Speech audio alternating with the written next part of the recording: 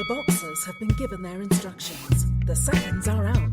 The crowd is ready for another edition of Shoulder Roll Virtual Boxing with your presenter, the boxing historian, Greg Rashid.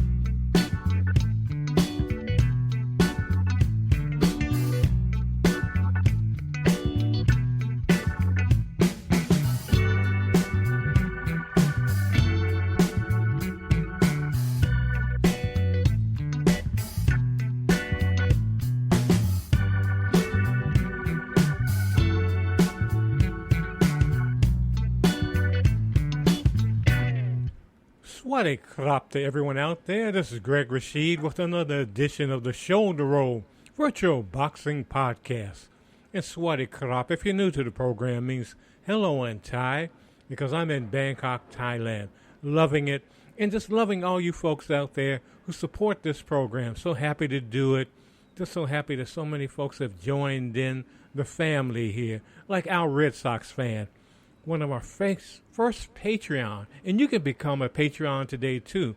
Just go to patreon.com, look for Ringside Fantasy Fights and News, and become a Patreon. You know, $1 a month, whatever you can do, just to keep us going, to keep this equipment up to date, improve some things here so we can give you the best possible shows possible.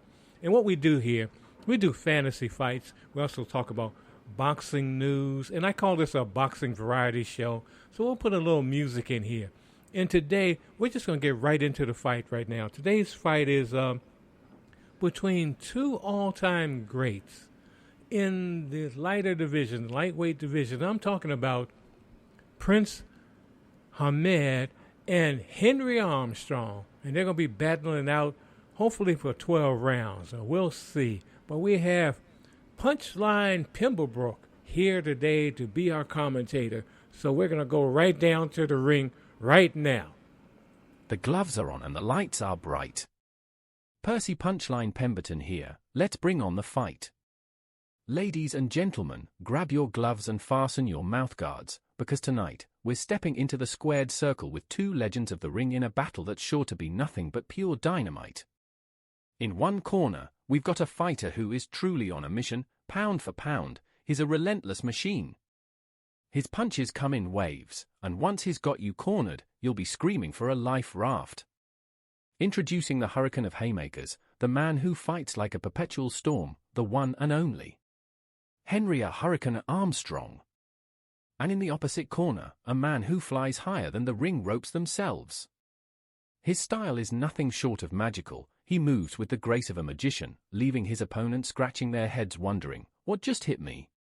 He's the prince of the punch, the sultan of swagger, with a fighting style as wild as a flying carpet ride. Get ready for the high-flying, electrifying, never terrifying Naseem Prince Hamed. A truly dandy affair which will be refereed by Rudy Battle at the Mecca of boxing, Madison Square Garden, right in the heart of New York City. Let's get ready for a bout that's as refined as a gentleman's tea and as thrilling as a ballroom brawl. Round 1 begins with Armstrong sprinting toward Hamed to land a 3-point left cross. Hamed powers a 3-point right hook to the breadbasket. Armstrong misses with a wild left uppercut. The fighters are in ring center. Hamed lands a 3-point right cross, then misses a left cross. Armstrong counters with a 3-point left hook. Hamed lands a partially blocked combination for 1 point. Hamed misses with a right jab. Hamed then proceeds to land a solid 4-point right cross. Hamed follows with a leaping left uppercut for 5 points that sends Armstrong into the far ropes. Hamed moves in to land a 4-point right uppercut that nearly floors Armstrong. Armstrong backpedals away from Hamed. Hamed is stalking his prey, trying to cut off the ring. He traps Armstrong in the neutral corner and lands a 3-point left cross and 3-point right uppercut. Armstrong clinches and spins Hamed into the ropes as the bell ends round 1. Hamed's unorthodox style of fighting is confusing Armstrong. It is like trying to kick a soccer ball, wearing scuba diving gear. Again, Armstrong starts the match like a house of fire to land a 3-point left jab. Armstrong throws a windmill right for 5 points that cause Hamed to turn completely around. Hamd appears to be hurt, but you never know with this clown of the squared circle. Hamd clinches before Armstrong can deliver another shot. Hamd attempts to life Armstrong off the ground. Referee Battle admonishes to cease with the funny stuff. Armstrong lands a 2-point left cross and a combination for 4 points. Armstrong lands a 2-point left cross and 5-point combination. Hamd almost goes down and is knocked into the far ropes. Armstrong lands a 2-point combination and then a brick-laden left uppercut for 5 points. Hamd's left knee almost touched the mat. How he didn't go down is beyond me. Armstrong tore into Hamd in the second. Hamd did not have an opportunity to connect with one punch. That man Armstrong is pure dominance. Hamd clinches at ring center to begin round 3. Breaking the clinch, Hamd lands a 2-point right uppercut. Hamd lands a partially blocked left hook for 1 point. Armstrong lands a 2-point left jab. Armstrong is moving about the ring, trying to establish position. Armstrong has cut off the ring and pinned Hamd on the far ropes. Armstrong lands a 4-point right cross that snaps Hamd's head back. Hamd bends over and is hit by an Armstrong rabbit punch. Referee Battle admonishes him for rabbit punching. Hamd lands a 3-point left cross. Armstrong lands his own 5-point left cross that almost knocks Hamd down. Armstrong misses with a second left cross. Hamd counters with a 5-point right cross that almost separated Armstrong's head from his body. The round ends before Hamd can land a decisive blow. The heavy artillery coming from both these mighty mites would floor someone twice their size. Armstrong lands a 2-point left hook and 2-point right cross to begin round 4. The precision of those punches were like the components of a Rolex watch. The blows have caused Hamd to have a torn lip. That is not a pretty sight. Armstrong misses with a follow-up right uppercut. Hamd misses with a counter left uppercut and right hook. Hamd scores with a 3-point combination. Armstrong lands a 4-point left hook to the stomach. Hamd winced from that shot. Armstrong lands a terrific right cross for 5 points that has Hamd stumbling back. His gloves almost touched the canvas. Armstrong misses with a combination, then connects with a 2-point left uppercut. Armstrong lands a left hook for 4 points to put an end to round 4. The last 2 rounds have seen Hamd being beaten worse than a mattress full of bed bugs. Armstrong misses with a left jab to begin round 5. Armstrong lands a 2-point left jab and 3-point right cross. Armstrong pins Hamd into the ropes. He scores a devastating left hook for 5 points that sends Hamd sliding around the ropes. Armstrong misses with a combination and left jab. Hamd's defense, if you call it that, is to jerk around in awkward positions that leave him open for Armstrong's punches. Armstrong lands a 2-point right cross and a 2-point left cross. Armstrong misses a right hook but scores a 3-point right uppercut. Hamd lands a 2-point right cross. He has finally landed a blow in this round. For a minute I thought Hamd was allergic to punching. That shot has enraged Armstrong as he fires off a monstrous overhand right for 5 points that causes Hamd's right knee to almost touch the mat just the bell ends the round. I was wondering if Rudy Battle may penalize Hamd soon if he doesn't put up a fight. Armstrong runs out of his corner to meet Hamd at ring center and is met with a 3-point right jab and a 5-point right uppercut that buckles Armstrong's knees. Hamd lands a 3-point jab. Hamd has gotten his second wind. Armstrong lands a 3-point left cross and 4-point right uppercut that sends Hamd into the far neutral corner. Armstrong misses with a windmill left cross. Hamd counters with a 3-point combination. Armstrong lands a 2-point left jab, 3-point left uppercut and 2-point right jab that sends Hamd reeling into the ropes. As Armstrong moves forward, Hamd is on his bicycle trying to avoid any more punishment. He is flapping his arms as he moves around the ring like a mad stork. Maybe Hamd hopes his odd behavior will intimidate Armstrong. The Madison Square Garden crowd wonders when is lift-off for the Hamd bird as round 6 ends. Hamd started the round strong, but Armstrong's punches are too full dynamite to have Hamd try to go toe-to-toe with him. Armstrong lands a 3-point left cross to start round 7. The fighters are in ring center. Hamd lands a 5-point right hook that staggers Armstrong. The prince has delivered his best punch of the evening. Armstrong recoups quickly and lands a 3-point left jab, then misses a left uppercut. Hamd counters with a 2-point right hook. Armstrong lands a 2-point left jab and 4-point right uppercut that nearly floors Hamd. Armstrong follows with another 3-point left hook and 2-point combination. Hamd clinches to clear his head. Hamd grabs Armstrong by the waist and almost pulls his trunks down. Let's keep event a G-rated 1, Hamd. We have little kiddies watching. Referee separates the boxers and warns Hamd to stop it. Hamd lands a solid 3-point right lead at the bell. This Armstrong is unstoppable. Hamd has never had this much pressure put on him. It is worse than going on your first job interview. Armstrong lands a 3-point left jab to begin round 8. Hamd misses with a combination. Armstrong lands a 5-point right hook that sends Hamd forward.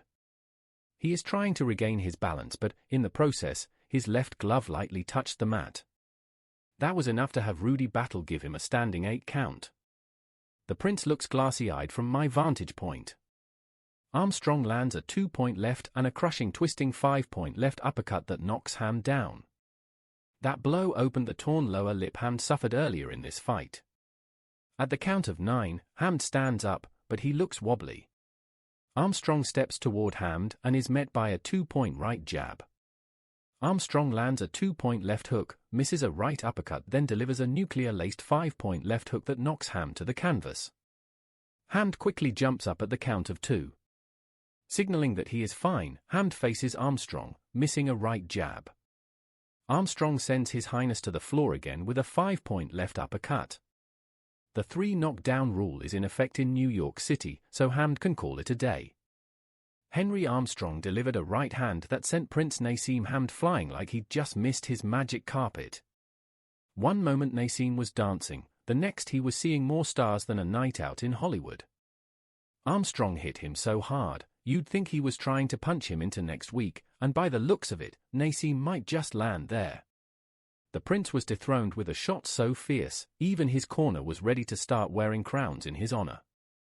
A knockout fit for a royal, courtesy of Armstrong's relentless reign.